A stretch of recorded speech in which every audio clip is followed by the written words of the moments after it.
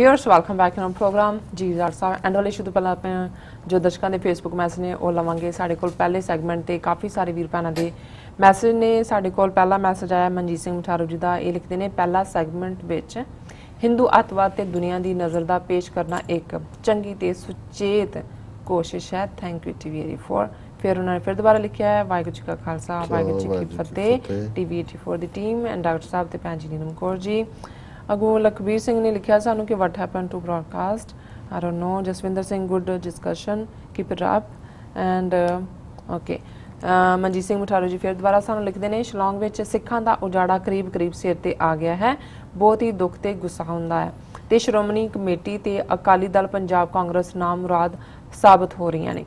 बहुत हैल्पलैस ते क्रोध आंदा है कि क्यों असी अपना देश अंग्रेज़ों तो क्यों नहीं लिया ते हुण असी इकट्ठे होकर कामयाबी नहीं प्राप्त कर पाते।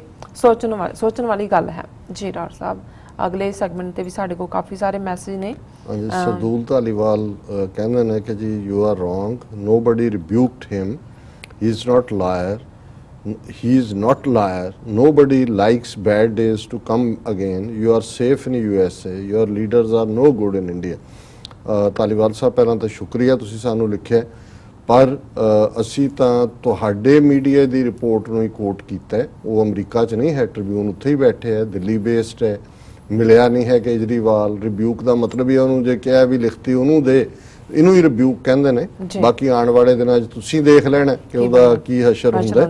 ਬਾਕੀ ਜਿਹੜਾ ਬੈਡ ਡੇਜ਼ ਨੇ ਤੁਸੀਂ ਆਪ ਕਦੇ ਬੈਠ ਕੇ ਅੰਦਾਜ਼ਾ ਲਾਇਆ ਕਰੋ ਕਿ ਬੈਡ ਡੇਜ਼ ਹਕੂਮਤਾਂ ਗੌਰਮੈਂਟ ਅੱਜ ਜਦੋਂ ਦੁਨੀਆ ਭਰ ਦੇ ਸਾਹਮਣੇ ਹੈ ਕਿ ਕਿਵੇਂ ਇੰਟਰਨੈਸ਼ਨਲ ਕੰਸਪੀਰੇਸੀ ਇੰਦਰਾ ਗਾਂਧੀ ਨੇ ਰਚੀ ਸਿੱਖ ਕੌਮ ਦੀ ਨਸਲਕੁਸ਼ੀ ਲਈ, ਫਿਰ 34 ਸਾਲ ਬਾਅਦ ਕੋਈ ਸਿੱਖ ਵੀਰ ਭੈਣ ਇੱਦਾਂ ਦਾ ਐਨਾਲਿਸਿਸ ਕਰੇ, ਇਹ ਠੀਕ नहीं है जी। मनजीत सिंह मठारू भी लिखते हैं सानू फिर दोबारा दूसरे सैगमेंट ते सुखपाल सिंह खैरा दा हल्का जिहा कदम बहुत वधिया साबित होया है कि एक बहादुर सिख आवाज़ नूं पुरख साबित होई। वैरी गुड सुखपाल खैरा जी ते उन्हां दे सपोर्टर। फिर लिखते हैं जी ठीक सानू गुरु ग्रंथ साहिब जी ते होर इतिहासक ग्रंथ ते गुर इतिहास सिखां दा ज्ञान शूत्र है नाल बहुत जरूरी है, इस तों दिशा निर्देश लैना होवेगा। अगे फिर लिखते हैं Sukhpal Khaira is very honest and intelligent man, bravo Sukhpal Singh Khaira. फिर लिखते हैं भुपिंदर सिंह लिखते हैं डॉक्टर साहब पन्नू होरां दी एक पंजाबी चैनल ते गलबात बारे जानकारी दी जाए। फिर गुरविंदर सिंह साहब लिखते हैं पै लैन दो होर चित्र है ना हिंदुस्तानियों असीं सब दा बहुत बहुत शुक्रिया अदा करते हैं जी। क्योंकि साडे भैन जी अमनजोत कौर अक्सर सानू लगातारता नाल लिखते हैं शिलोंग मसले ते भी उन्होंने सानू बहुत सारी जानकारी दी और उस ते आधारित असी कुछ शेयर भी किया। यूनाइटेड सिक्स दे जिहड़े वॉलंटियर शिलोंग सानू उन्हां नाल गलबात भी की। सो अज उन्होंने इस विषय तो हटवां एक वन क्वेश्चन के नाम थले सानू ईमेल लिखी है और मैनू लग्या कि भी ये बड़ा रेलिवेंट उन्होंने सवाल है। उहदे च उन्होंने फतेह बुला के कहा कि I have seen many Hindu origin scholars, human rights activist, journalist who sympathise with Kashmir and Kashmiris will even go to extent of abusing army, mainstream media and fellow Hindus for sake of Kashmiris। कि कश्मीर दे मुद्दे ते जिहड़े ने कुछ जिहड़े even Hindu ने scholar होण, human right activist होण, पत्रकार होण, वो कश्मीर ते कश्मीरियां नाल हमदर्दी रखते हैं और भारतीय फौज और मुख्तारा उन्हां दा मीडिया जिहड़ा उन्हां दी दूजियां दे नाल सरकार नाल स्टेट नाल खलोंदा उहदा विरोध भी करते हैं।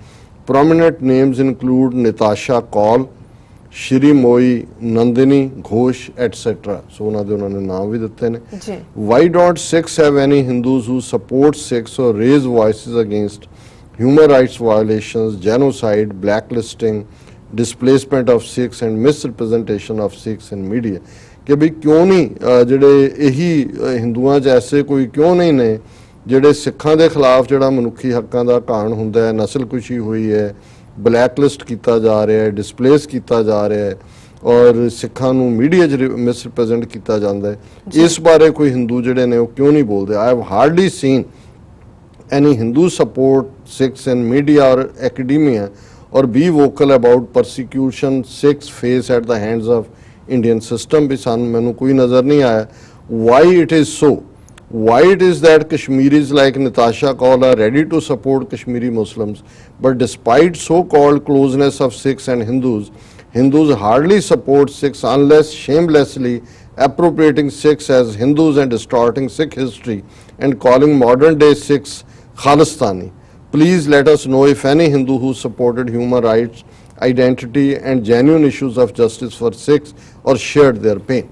देखो ये एक बड़ा वैलिड रेलेवेंट सवाल है और ਅੱਜ ਹੀ ਇੱਕ ਭੈਣ ਜੀ ਨਾਲ ਗੱਲਬਾਤ ਹੋ ਰਹੀ ਸੀ 47 ਔਰ ਉਸ ਤੋਂ ਬਾਅਦ ਦੀ ਕਿ ਕਿਵੇਂ ਜਿਹੜਾ ਪਾਕਿਸਤਾਨ ਦੇ ਵਿੱਚ ਅੱਜ ਜਿਹੜੇ ਸਿੱਖ ਨੇ ਉਹ ਕਿਵੇਂ ਆਨਰਡ ਮਹਿਸੂਸ ਕਰਦੇ ਨੇ ਭਾਵੇਂ ਗਿਣਤੀ ਉਹਨਾਂ ਦੀ 20-25 ਹਜ਼ਾਰ ਹੈ ਲੇਕਿਨ ਉਹਨਾਂ ਨੂੰ ਜਿਹੜਾ ਉਹ ਰੈਕਗਨਾਈਜ਼ ਵੀ ਕਰਦੇ ਨੇ ਮਾਨਤਾ ਵੀ ਦਿੰਦੇ ਨੇ ਪਰ ਭਾਰਤ 'ਚ ਉਹੀ 47 ਤੋਂ ਪਹਿਲਾਂ ਜਿੱਥੇ ਲਹਿੰਦੇ ਜਾਂ ਚੜ੍ਹਦੇ ਪੰਜਾਬ 'ਚ ਪਿੰਡਾਂ 'ਚ ਮੰਦਰ ਨਹੀਂ ਸਨ ਲਹਿੰਦੇ ਪੰਜਾਬ ਤਾਂ ਖਾਸ ਤੌਰ ਤੇ ਮੈਜੋਰਿਟੀ ਹਿੰਦੂ ਆਪਣੀਆਂ ਰਸਮਾਂ ਵੀ ਸਿੱਖੀ ਨਾਲ ਕਰਦੇ ਸੀ ਔਰ ਉਹਨਾਂ 'ਚੋਂ ਹੀ ਕੋਈ ਨਾ ਕੋਈ ਸਿੱਖ ਵੀ ਬਣਦਾ ਸੀ ਜਿਨ੍ਹਾਂ ਨੂੰ ਸਹਿਜਧਾਰੀ ਸਿੱਖ ਕਹਿੰਦੇ ਸੀ ਪਰ 47 ਤੋਂ ਇੱਕਦਮ ਬਾਅਦ ਮੈਂ ਉਹਨਾਂ ਨੂੰ ਕਿਹਾ ਮੈਂ ਕਿਹਾ ਜੀ ਇਹ ਤੁਸੀਂ ਜੇ 47 ਤੋਂ ਬਾਅਦ ਦੀਆਂ ਅਖਬਾਰਾਂ ਜਲੰਧਰ ਦੀਆਂ ਕੱਢ ਲਓ ਮਿਲਾਪ ਪ੍ਰਤਾਪ ਪੰਜਾਬ ਕੇਸਰੀ ਹਿੰਦ ਸਮਾਚਾਰ ਇਹਨਾਂ ਨੇ ਕਹਿਣਾ ਸ਼ੁਰੂ ਕਰਤਾ ਸੀ ਜੀ ਸਿੱਖ ਤਾਂ ਚਾਹੀਦੇ ਸੀ ਮੁਸਲਮਾਨਾਂ ਤੋਂ ਡਿਫੈਂਡ ਕਰਨ ਲਈ ਹਿੰਦੂਆਂ ਨੂੰ ਇਸ ਲਈ ਬਣੇ ਸੀ ਹੁਣ ਸਾਡਾ ਹਿੰਦੂ ਨੇਸ਼ਨ ਬਣ ਗਿਆ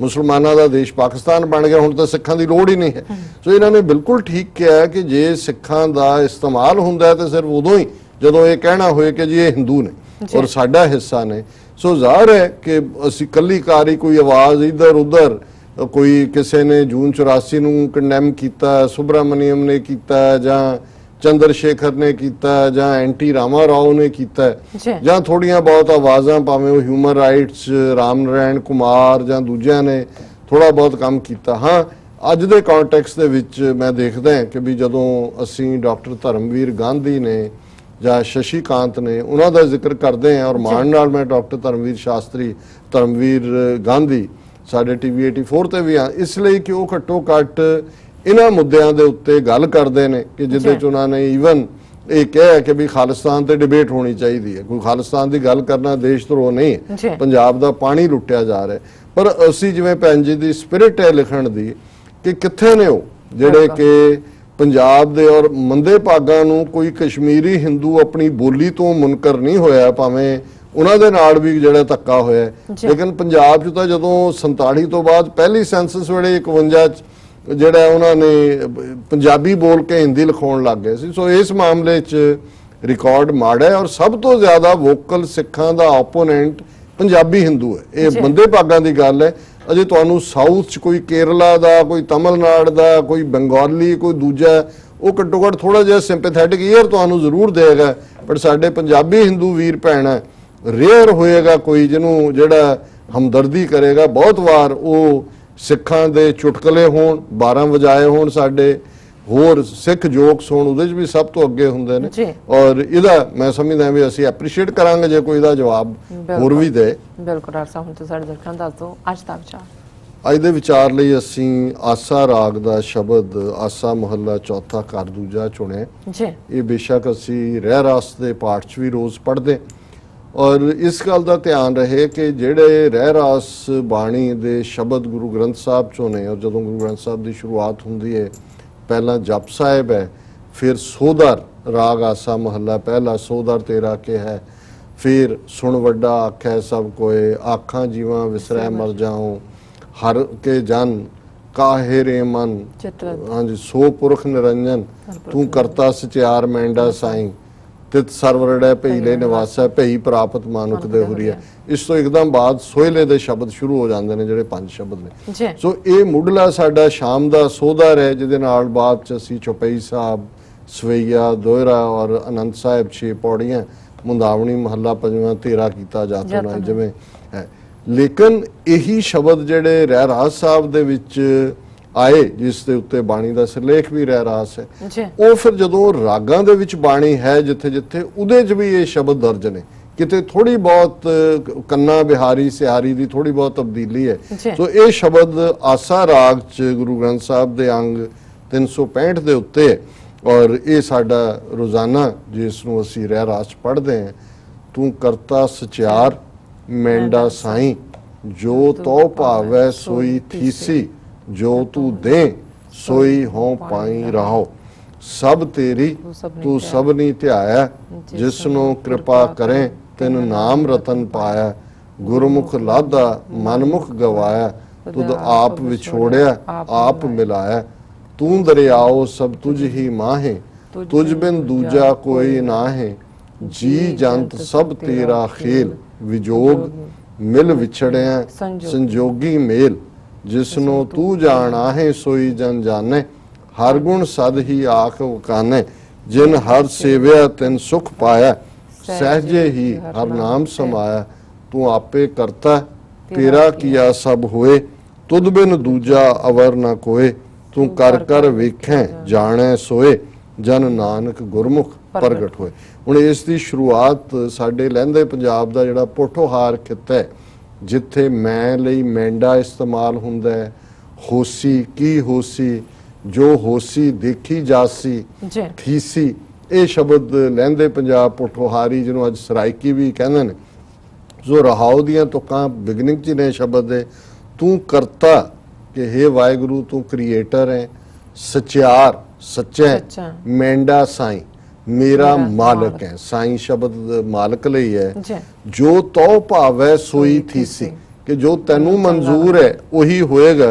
जो तू दे सोई हो पाई, कि जो तू मैनू देने क्योंकि तू ही करता है, तो मेरे कोल जो कुछ भी है वो तेरा ही है। और इस दे उत्ते ही फिर सारे शब्द का आधार बनता है कि तू जो कुछ है सब तेरा है और तेनू ही सारे ध्यान दे ने। जिस दे उत्ते तेरी कृपा बख्शिश होए, उसनू नाम दा जूल रतन मिलदा है। और जिन्हों मिलदा है गुरमुख उसनू संभालदा है, मनमुख गवा लैंदा है। ते ये तू ही है अपने नाल जोड़ ले, तुद आप विछोड़िया आप मिलाया। असी जे विछड़े सी तेरे तो, ते तू ही है जे इस जीवन दे अंदर अपने नाल मेल करा रहे, कि तू उस दरिया वांग है जिस दे विच सब कुछ है, तेरे बिना कुछ होर नहीं है। ये जो क्रिएशन है जी जंत सब तेरा खेल, ये सारी तेरी खेड है। विजोग मिल विछड़िया संजोगी मेल, विजोगना विछोड़ा मिलाना। जिसनों तू जान आए सोई जन जान, ये जिहड़ी खेड है तेरी, इहदी समझ उन्हों ही आंदी है जिन्हों तू समझाए।